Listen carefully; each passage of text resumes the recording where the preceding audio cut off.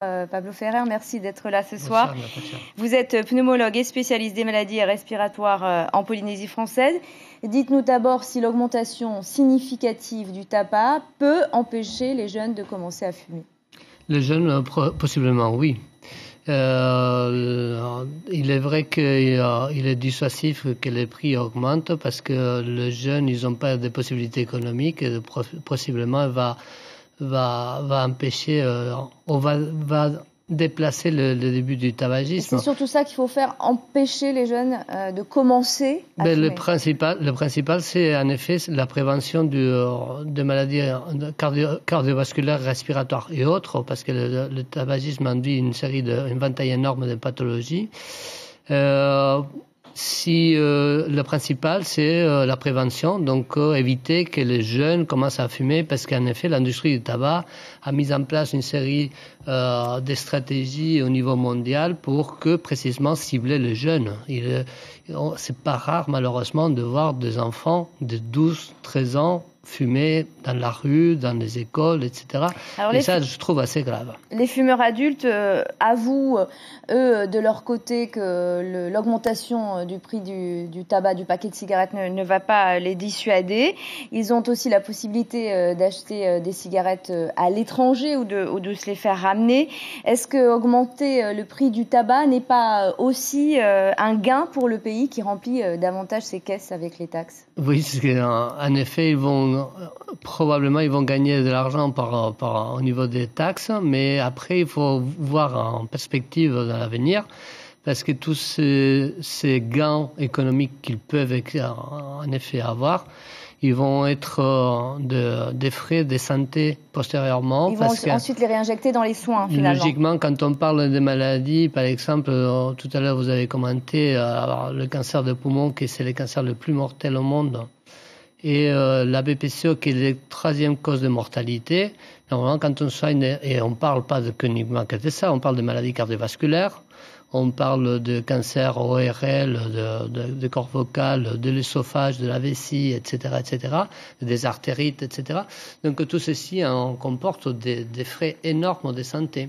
Est-ce qu'il ne faudrait pas militer davantage, selon vous, pour que les substituts nicotiniques, lorsque les fumeurs souhaitent arrêter de fumer, soient pris en charge? Bien sûr. Moi, je pense que c'est une chose... la première chose à faire, c'est la prévention, bien entendu. Et après, je pense que l'aide pour que la personne arrête de fumer au plus vite, c'est fondamental. Et pour ça, en effet, je pense que les autorités sanitaires, ils essayent de ne pas prendre en charge économiquement les méthodes pour le remplacement du tabagisme, mais après, en effet, c'est pareil, c'est-à-dire que si on ne prend pas en charge ça, après les patients ils vont devenir malades, logiquement, les sujets vont devenir malades, et ils vont avoir des maladies qui sont mortelles. Et donc, je pense qu'en effet, il faut commencer à réfléchir de prendre en charge d'un point de vue sanitaire les médicaments, pas uniquement que les patchs, mais aussi les médicaments qui existent comme le Champix, etc. Pour les aider, pour les encourager à arrêter de fumer. Oui. Le Centre d'alcoolologie et de toxicomanie est en campagne anti-tabac. L'association à laquelle vous participez aussi. Vous invitez demain les fumeurs à venir marcher donc à la Pointe Vénus. Est-ce que, comme vous le faites chaque année, pour les personnes atteintes de BPCO, vous voulez montrer finalement que le grand air, la marche, le sport vaut mieux qu'une bouffée de nicotine? Alors, il y a plusieurs choses. La première, c'est que demain, la marche qu'on fait, ce n'est pas spécialement pour la BPCO, c'est une espèce de... Mercredi a été la journée mondiale de lutte contre le tabagisme, et c'est une manière de montrer à la société l'un des risques du tabagisme. En effet, on parle, moi je suis pneumologue, donc on parle de questions pneumologiques. Il n'y a pas que la BPCO, comme on en disait, mais il y a aussi les cancers de poumons. Donc demain, il y aura des patients atteints d'insuffisance respiratoire de différentes sortes, non seulement de BPCO, mais d'autres pathologies, et aussi des patients atteints de cancers, pour donner à connaître à la population générale l'un des risques du tabagisme, en effet.